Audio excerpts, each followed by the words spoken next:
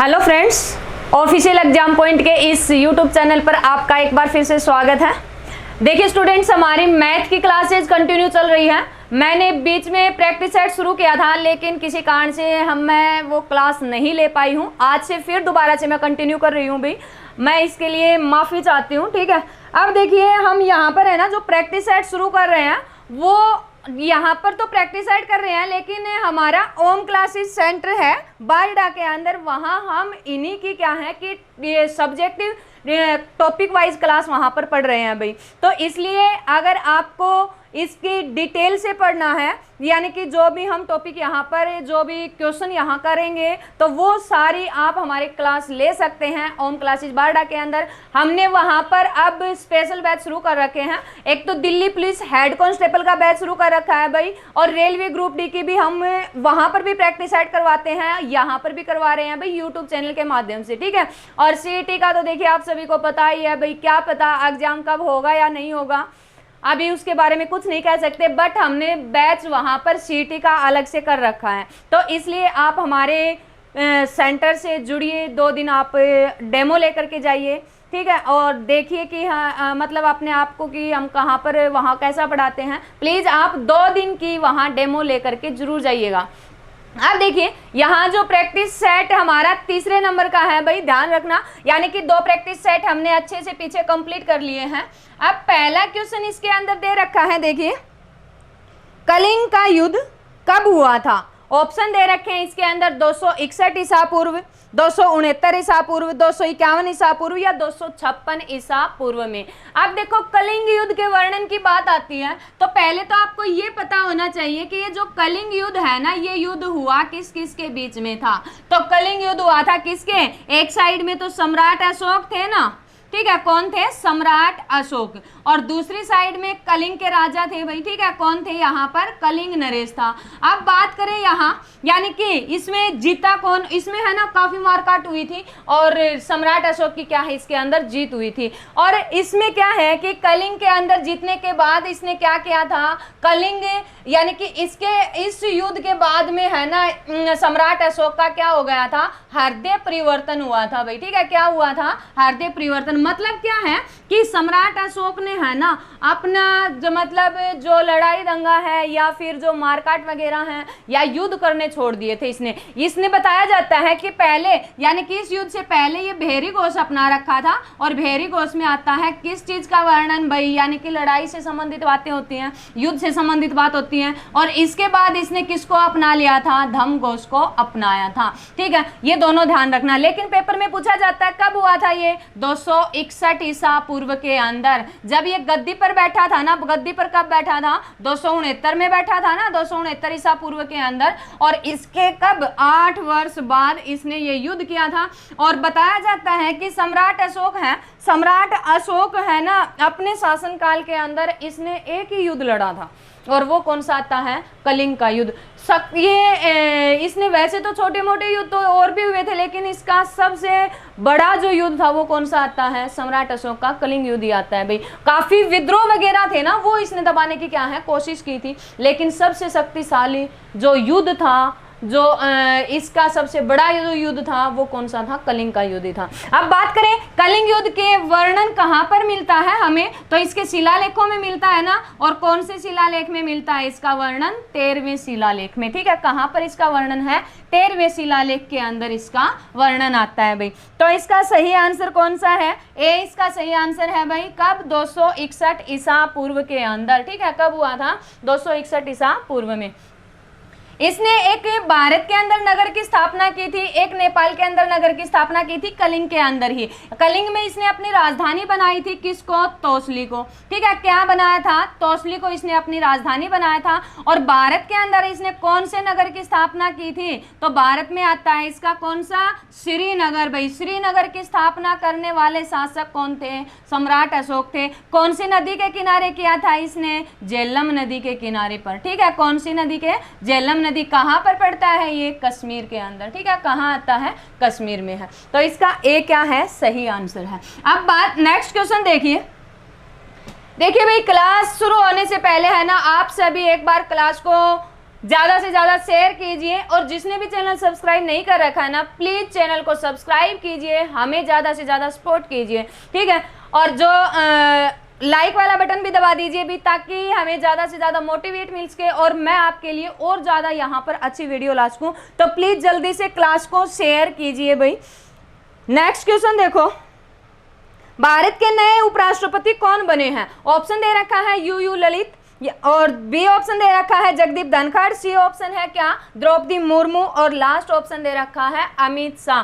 मैं उम्मीद करती हूँ सभी को पता होगा इसका आंसर। हमारे भारत के नए उपराष्ट्रपति बन गए हैं भाई, ठीक है। और नए उपराष्ट्रपति के रूप में कौन बन करके आया है? जगदीप धनखड़। कौन बने हैं भाई? जगदीप धनखड़ क्या है? नए उपराष्ट्रपति बने हैं। देखिए मैं इस यानी कि उपराष्ट्रपति, राष्ट्रपति और हमारा जो मुख्य न्यायाधीश है ना, इनकी एक अलग से वीडियो बनाऊंगी, ठीक है। उसके अंदर इनकी सारी बायोग्राफी के बारे में बताऊंगी। इसमें थोड़ा सा बता देती हूँ, ठीक है। ये कौन से नंबर के उपराष्ट्रपति बने हैं भाई? 14वें नंबर के उपराष्ट्रपति बने हैं, ठीक है। और इनके ये कौन सी पार्टी से थे भाई? भारतीय जनता पार्टी यानी कि बीजेपी पार्टी से आते हैं।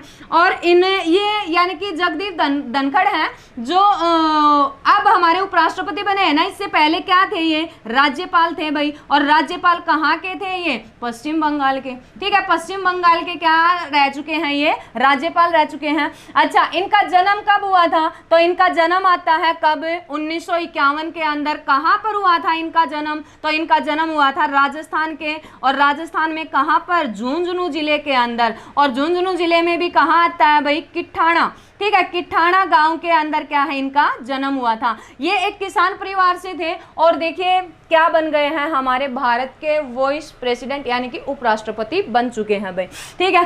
अब बात करें हम किसकी? उपराष्ट्रपति के बारे में, कि उपराष्ट्रपति का जो वर्णन है हमारे किस आर्टिकल के अंदर है? संविधान के। संविधान के कौन से अनुच्छेद में उपराष्ट्रपति के बारे में वर्णन दे रखा है? तो यार इसका भाग अगर बात करें ना, तो भाग तो कौन सा आता है इसमें? भाग आता है भाई 5, ठीक है। 5 के अंदर इसका जिक्र आता है। और बात करें किसकी? आर्टिकल, अनुच्छेद कौन सा है? तो अनुच्छेद आता है कौन सा? 63। 63 में क्या है? इसका स्पष्ट रूप में वर्णन कर रखा है कि भारत का क्या होना चाहिए? एक उपराष्ट्रपति होना चाहिए। अच्छा, 64 में इसी से संबंधित एक बात और बोल रखी है। क्या बोल रखा है भाई? कि उपराष्ट्रपति है ना, क्या होगा? राज्यसभा। और राज्यसभा का क्या है? ये पदेन सभापति, ठीक है। राज्यसभा के पदेन सभापति कौन होते हैं? उपराष्ट्रपति होते हैं। मतलब क्या है कि जो उपराष्ट्रपति है इसके लिए हमारे यहाँ मतलब देश के अंदर विशेष रूप से कोई कार्य नहीं है। इसको सिर्फ 2 चीजों के लिए, 2 कार्य के लिए चुना जाता है। एक तो क्या कि राज्यसभा के पदेन सभापति के रूप में कार्य करेंगे, और दूसरा क्या है ये, यानी कि जब राष्ट्रपति का पद अचानक से रिक्त हो जाता है ना किसी भी कारण से, तो उस टाइम पर उसके स्थान पर कार्य कौन करेगा? उपराष्ट्रपति करेगा। अब बात करें कि राष्ट्रपति है, राष्ट्रपति को है ना, ये राष्ट्रपति नहीं उपराष्ट्रपति है। उपराष्ट्रपति को क्या है कि मतलब चुनाव कैसे किया जाता है इनका? तो चुनाव इनका अप्रत्यक्ष होता है भाई, सबको पता है। एकल संक्रमणीय मत पद्धति के द्वारा होता है। लेकिन इसके चुनाव में भाग कौन लेता है भाई? तो भाग लेती है संसद। संसद का मतलब क्या समझोगे यहाँ पर? यानी कि संसद के सभी सदस्य। सभी सदस्य कौन से? राज्यसभा भी और कौन सी? लोकसभा भी। इनके अंदर 2 प्रकार के सदस्य होते हैं ना, एक तो कौन से यानी कि निर्वाचित, और दूसरे कौन से आते हैं? मनोनीत। तो सारे सदस्य भाग लेते हैं किसके चुनाव में? उपराष्ट्रपति के चुनाव में। तो ये भी बातें ध्यान रखना, किससे संबंधित? उपराष्ट्रपति से संबंधित। बाकी मैं इसके है ना अलग से एक वीडियो बनाऊंगी भाई, ठीक है। कल या परसों में ही मैं इससे संबंधित सारी बातें आपको यहाँ पर वीडियो के माध्यम से उपलब्ध करवा दूंगी। राष्ट्रपति की भी हमने नहीं बनाई है। राष्ट्रपति द्रौपदी मुर्मू है, जो हमारी भारत की पहली महिला आदिवासी राष्ट्रपति बनी है। हमारे देश के लिए बड़े गौरव की बात है। तो उसके बारे में भी मैं उसकी सारी बायोग्राफी मैं आपको एक वीडियो के माध्यम से सारी बातें बताऊंगी। एक और हमारे यू ललित हैं, जो अब हमारे यानी कि सुप्रीम कोर्ट के जो चीफ जस्टिस बने हैं, 49वें नंबर के चीफ जस्टिस बने हैं भाई। और ये कार्य कितने साल तक करेंगे? यानी कि 75 दिन तक कार्य करेंगे। इनका 75 दिन का ही कार्यकाल रहेगा। तो इसके बारे में भी मैं आपको वीडियो के माध्यम से सारी बातें अच्छे से करवा दूंगी, ठीक है। नेक्स्ट क्वेश्चन देखिए, तो इसका कौन सा सही हो जाएगा? बी ऑप्शन इसका सही है भाई। कौन? जगदीप धनखड़। अगर बात करें 13वें नंबर का उपराष्ट्रपति कौन था, तो 13वें नंबर के थे वेंकैया नायडू। ठीक है, कौन थे भाई? वेंकैया नायडू क्या है? 13वें नंबर के क्या बने थे? उपराष्ट्रपति बने थे। ठीक है, ये भी ध्यान रख लेना, क्या पता पेपर में पूछा जा सकता है। तो दोनों ही ध्यान रखने हैं, 13वां भी याद रखना और 14वें भी इसका यहाँ पर याद रखना है भाई। नेक्स्ट क्वेश्चन है, सत्यमेव जयते किस उपनिषद से लिया गया है? सत्यमेव जयते जो शब्द है वो किस उपनिषद से लिया गया है? तो ऑप्शन दे रखे हैं इसमें, क्या ब्राह्मण ग्रंथ से है, मुंडको उपनिषद से है भाई, या फिर तीसरे मंडल से आता है, और लास्ट इसमें दे रखा है क्या? सामवेद। तो इसका सही आंसर भी है भाई, क्या? सत्यमेव जयते है। सत्यमेव जयते को कहां से लिया है? मुंडको उपनिषद से लिया गया है। ठीक है, कहां से लिया गया है? मुंडको उपनिषद से। अगर बात करें, एक और पूछा जाता है गायत्री मंत्र। गायत्री मंत्र हमने कहां से लिया है? तो गायत्री मंत्र लिया है तीसरे मंडल से। ठीक है, कहां से लिया है? हमने तीसरे मंडल से यहाँ ये ग्रहण किया है। गायत्री मंडल में किसकी उपासना? सूर्य की उपासना से ही संबंधित बातें आती हैं भाई। ठीक है, यानी कि सूर्य की उपासना से संबंधित कौन सा मंडल है? तो वो भी कौन सा आता है? तीसरा मंडल ही है। अगर बात करें कि वैदिक सभ्यता में मंडल कितने थे? 10 मंडल थे ना। इसमें 2 से लेकर के 7 जो मंडल हैं ये कैसे हैं भाई? प्राचीन मंडल आते हैं। लेकिन पहला और जो लास्ट आता है ना 10वां, ये कैसे मंडल है? ये नवीन मंडल माने जाते हैं। अब इसी के अंदर दे रखा है क्या? सामवेद से संबंधित। सामवेद है, यानी कि वेद है ना। वेद हमारे कितने आते हैं भाई? 4 हैं। सबसे पहला आता है कौन सा? ऋग्वेद। ठीक है, कौन सा है? ऋग्वेद है भाई। दूसरा आता है कौन सा? सामवेद है। तीसरा आता है कौन सा? यजुर्वेद है। और नेक्स्ट आता है यहाँ पर कौन सा? अथर्ववेद। ठीक है, कौन सा है? अथर्ववेद है। इस तरह से वेद 4 हैं, लेकिन ऋग्वेद है हमारा मुंडको उपनिषद कहां पर है? ऋग्वेद के अंदर ही है। सत्यमेव जयते कहां से लिया था? ऋग्वेद से ही लिया था। गायत्री मंत्र कहां से लिया था? ऋग्वेद से ही लिया था। ठीक है, मंडल भी कहां पर है? ऋग्वेद के अंदर ही बात आती है। अब सामवेद है, सामवेद से हमने क्या चीज ग्रहण की थी? तो सामवेद से आता है संगीत। आज के टाइम में हम सॉन्ग वगैरह सुनते हैं, भजन वगैरह सुनते हैं, तो ये चीज हमने कहां से ली है? सामवेद से ग्रहण की है। अगर बात करें किसकी? यजुर्वेद। यजुर्वेद से हमने क्या चीज ग्रहण की है? तो यजुर्वेद से हमने पोइट्री और जो हम उपन्यास या कहानी वगैरह पढ़ते हैं, यानी जिसको हम गद्यांश और पद्यांश बोलते हैं, वो बातें हमने कहां से ग्रहण की हैं? यजुर्वेद से ग्रहण की हैं भाई। और जादू टोना कि किसी के ऊपर मतलब बोल देते हैं ना कि इसके ऊपर तो काला जादू करवा दिया है, या फिर किसी के और कोई समस्या आ जाती है कि इसके अंदर तो भूत प्रेत की यानी कि कोई भी मान लो किसी के पेट में दर्द हो गया या और कुछ हो गया कि पूजा करवा के आ जाओ, या और कोई समस्या आ जाती है, या हम देखते हैं कि जो चौराया होता है जहां पर 4 राह मिलते हैं, वहां पर बड़े बड़े मटके के अंदर यानी कि जो श्रृंगार वगैरह मिठाई वगैरह इतना सजा दजा करके उसको रखा जाता है। तो ये जो जादू टोना है ना, ये जादू टोना हमने कहाँ से लिए हैं? तो ये सारी चीज हमने ग्रहण की है कहाँ? अथर्ववेद से। ठीक है, ये परंपराएं वैदिक सभ्यता से ही चली आ रही हैं भाई, हमने अपनी तरफ से कुछ नहीं बनाया यहाँ पर। ठीक है, ये परंपराएं हमने कहाँ से ग्रहण की हैं? वैदिक सभ्यता से ग्रहण की हैं। तो इसका कौन सा सही हो जाएगा? ये जो हमारा कौन सा सत्यमेव जयते, ये हमने कहाँ से ग्रहण किया है भाई? मुंडको उपनिषद से। नेक्स्ट क्वेश्चन दे रखा है इसके अंदर क्या? सबसे प्राचीन वंश का जो शासक है, सबसे प्राचीन वंश के शासक का नाम क्या है? ऑप्शन दे रखे हैं इसके अंदर, वृहदरथ है, जरासंध है, बिंबिसार और अजात शत्रु। तो इसका सही आंसर ए है भाई। ठीक है, कौन सा है? ए में क्या दे रखा है? वृहदरथ। ठीक है, वृहदरथ क्या आते हैं? सबसे प्राचीन शासक आते हैं। कहां पर आते हैं ये आते हैं मगध की गद्दी के ऊपर। ठीक है, मगध की गद्दी पर सबसे पहले शासन करने वाला व्यक्ति कौन था? वृहदरथ था। वृहदरथ ने अपनी राजधानी बनाई थी किसको? राजगृह को। ठीक है, इसको अपनी राजधानी बनाई है, राजगृह को बनाई है भाई। देखिए, जैसे ही क्या है वैदिक सभ्यता समाप्त हुई थी ना, उसी टाइम पर क्या हो गया था? भारत महाजन पदों में डिवाइड हो गया था। कितने महाजन पदों के अंदर डिवाइड हुआ था? 16 महाजन पदों में डिवाइड हुआ था। सारे बताना, सभी मैंने सारी बातें क्लास के अंदर करवा रखी हैं भाई, प्लीज कमेंट के अंदर सारी बातें बताइएगा। तो 16 महाजनपद थे ना, इनमें से सबसे शक्तिशाली जो महाजनपद आता है उसका नाम क्या है, मगध है भाई। और इस मगध पर सबसे पहले जो शासक बना था वो कौन बने थे, बृहद्रथ बने थे। और इसने अपनी राजधानी किसको बनाया था, राजगृह को बनाया था। ठीक है, अब बात करें इसका उत्तराधिकारी कौन बना है, तो इसके उत्तराधिकारी बने हैं जरासंध। ठीक है, कौन बना है, जरासंध इसके उत्तराधिकारी बने हैं भाई।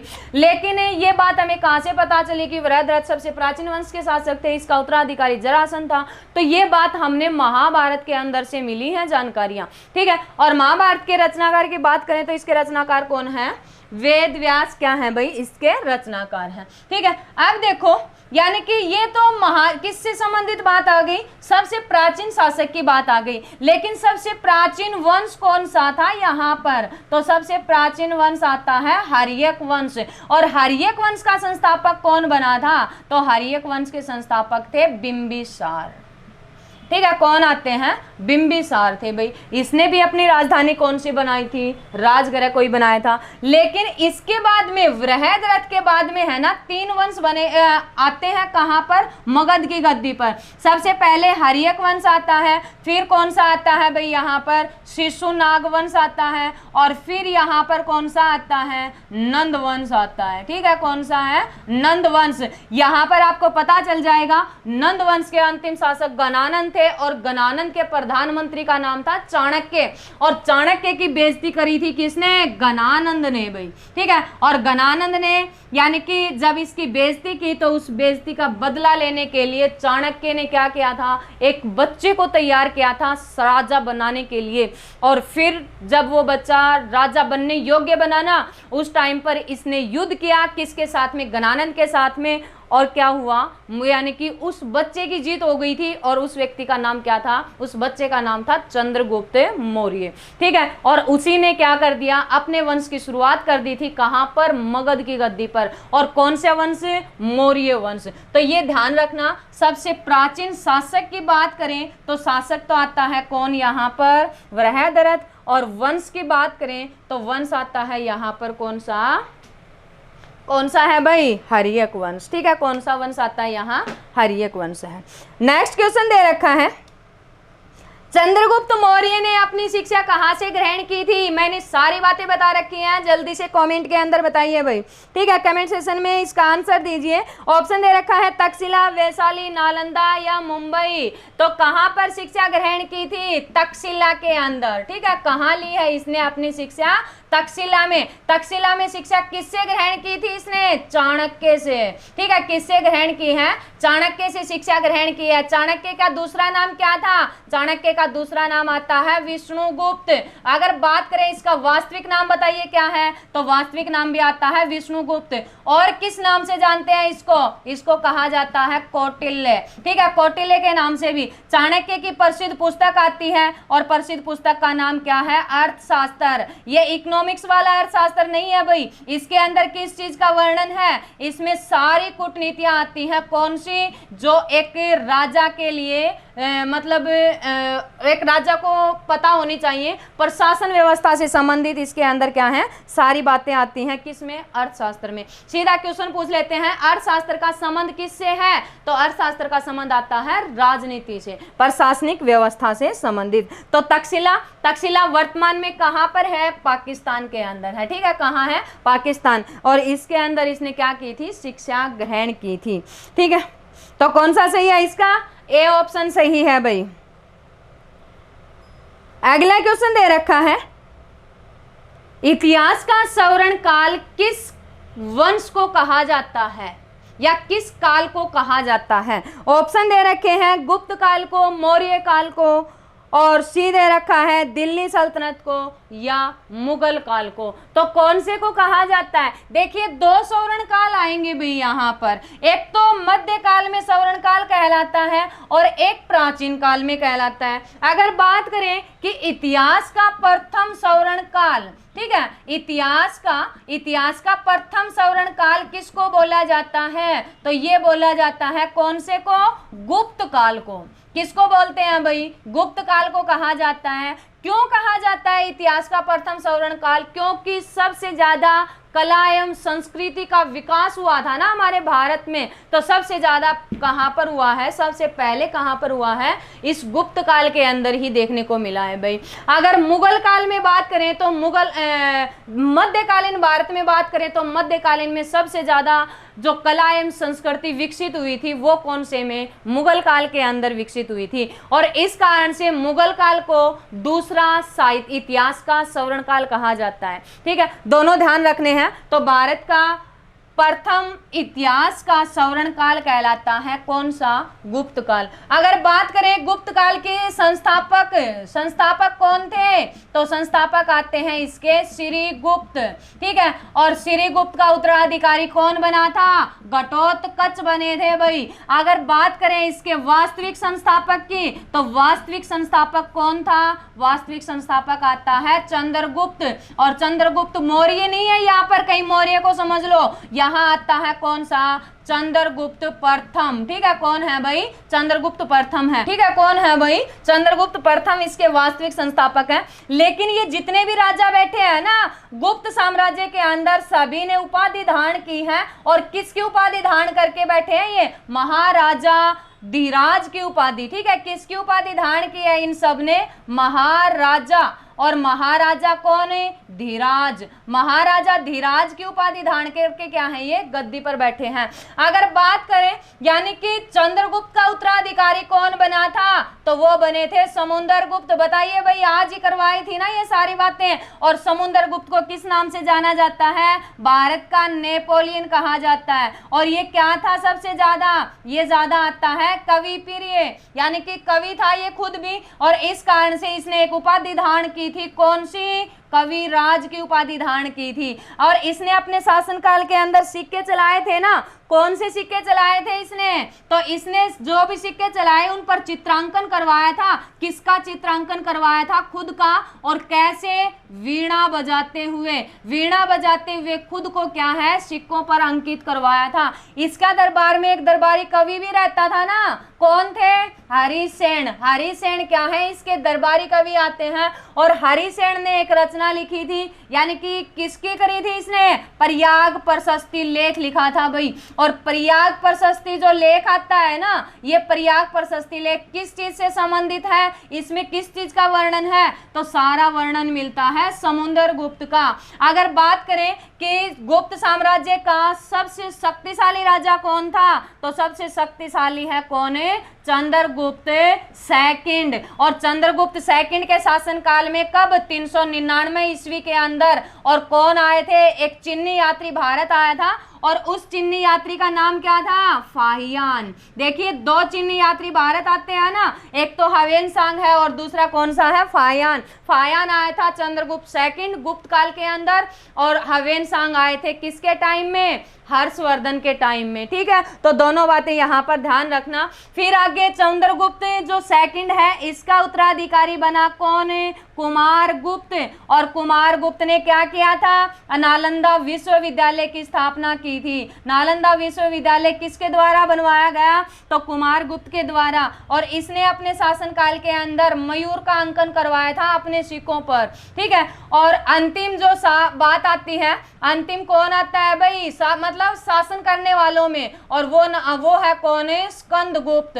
ठीक है, कौन है भाई, स्कंदगुप्त है। और स्कंदगुप्त के टाइम में है ना सबसे ज्यादा आक्रमण किन्होंने किए, हूणों ने आक्रमण किए थे। और उनके आक्रमणों को क्या कर दिया था, इसने विफल कर दिया था। ठीक है, और इसी ने ही क्या किया था, सुदर्शन झील। और सुदर्शन झील का क्या करवाया इसने, जीर्णोद्धार करवाया। लेकिन ये बात हमें कहां से प्राप्त हुई, तो ये बात हमें मिलती है किसमें, जो ये जूनागढ़ अभिलेख। ठीक है, और जूनागढ़ अभिलेख था किसका, तो जूनागढ़ अभिलेख आता है रुद्रदामन का। इसके अंदर इसका क्या है, वर्णन मिलता है। तो ये सारी बातें ध्यान रखनी है। चंद्रगुप्त सेकंड ने एक उपाधि धारण की थी, सबको पता है भाई अच्छे से। कौन सी उपाधि धारण की थी इसने, विक्रमादित्य की उपाधि धारण की थी। और विक्रमादित्य की उपाधि इसने कब धारण की थी, जब इसके टाइम में शकों ने भारत पर आक्रमण किए थे ना, उस टाइम पर शकों को पराजित किया था किसने, चंद्रगुप्त सेकंड ने। और उसी टाइम पर इसने किसकी उपाधि धारण की थी, विक्रमादित्य की उपाधि धारण की थी। तो इसका कौन सा सही हो जाएगा भाई, यानी कि गुप्त काल है। गुप्त काल को क्या कहा जाता है? भारतीय इतिहास का और भारतीय इतिहास का स्वर्ण काल कहलाता है। ठीक है, क्या कहलाता है? स्वर्ण काल कहलाता है। नेक्स्ट क्वेश्चन देखिए, जेट स्ट्रीम वायुमंडल की किस परत में चलती है? ऑप्शन दे रखा है अक्षोभ मंडल, बी ऑप्शन दे रखा है समताप मंडल, अगला दे रखा है आयन मंडल और लास्ट दे रखा है बहिर्मंडल। तो इसका कौन सा ए ऑप्शन सही है भाई? कौन सा? अक्षोभ मंडल। अक्षोभ मंडल के अंदर क्या चलती है? जेट स्ट्रीम चलती है। लेकिन ये पता होना चाहिए ये जेट स्ट्रीम होती क्या है। तो जेट स्ट्रीम आप सिर्फ इतना समझो, एक क्या है? गर्म वायु धारा है भाई। ठीक है, और गर्म वायु धारा बहती है वायुमंडल के अंदर, कौन सी में? अक्षोभ मंडल में। और अक्षोभ मंडल के कौन से भाग में? ऊपरी भाग के अंदर। ठीक है, कहाँ चलती है? ऊपरी भाग में। लेकिन इसी जेट स्ट्रीम से भारत के अंदर वर्षा होती है, और भारत के कौन से भाग में? उत्तर भारत में वर्षा होती है भाई। कितनी वर्षा होती है यहाँ पर? 5 सेंटीमीटर वर्षा होती है। लेकिन जब ये मानसून क्या है, जब वापस जाता है ना, तो कहाँ पर? तमिलनाडु के अंदर क्या करके जाता है? वर्षा करके जाता है। ठीक है, अब बात करें अक्षोभ मंडल है, इसकी और क्या विशेषताएं हो सकती हैं? तो अक्षोभ मंडल है, इसमें में क्या होता है भाई? मौसम से संबंधित, मौसम संबंधी जो परिवर्तन होते हैं ना, वो सारे परिवर्तन किस मंडल में होते हैं? अक्षोभ मंडल में ही होते हैं। वायुमंडल की सबसे निचली परत की अगर बात करें तो सबसे निचली परत भी कौन सी आती है? अक्षोभ मंडल ही है। अगर बात करें कि इसी मंडल के अंदर क्या होता है, यानी कि इस मंडल में है ना, अगर ऊंचाई के साथ जाते हैं तो तापमान में कमी आती है ना, तो वो भी कौन से में आती है? अक्षोभ मंडल में ही आती है भाई। और कितनी कमी आती है? 165 मीटर की ऊंचाई पर जाते हैं तो कितना तापमान कम हो जाता है? 1 डिग्री सेल्सियस तापमान कम हो जाता है। लेकिन अगर बात करें कितना? 1000 मीटर की ऊंचाई पर, देखिए 1000 मीटर की बात हो रही है, तो यहाँ होगा कितना? 6.4 डिग्री सेल्सियस तापमान कम हो जाता है। तो इसका सही आंसर है कौन सा? ए भाई, क्या? अक्षोभ मंडल। ठीक है, कौन सा है? अक्षोभ मंडल, यानी कि जिसमें क्या चलती हैं? जेट स्ट्रीम चलते हैं। बाकी कल क्लास में अच्छे से करेंगे। ठीक है, वीडियो अच्छी लगी तो ज़्यादा से ज़्यादा शेयर कीजिए भाई। जिसने भी चैनल सब्सक्राइब नहीं कर रखा है प्लीज़ चैनल सब्सक्राइब कर लीजिए, और जिसने भी लाइक वाला बटन नहीं दबाया है प्लीज़ लाइक वाले बटन को भी दबा दीजिए, ताकि मेरे को ज़्यादा से ज़्यादा मोटिवेट मिल सके, और मैं आपके लिए यहाँ पर और सब्जेक्ट की भी यहाँ क्लासेज शुरू करवा दूँ। ठीक है, प्लीज़ तो क्लास को ज़्यादा से ज़्यादा शेयर कीजिए। धन्यवाद।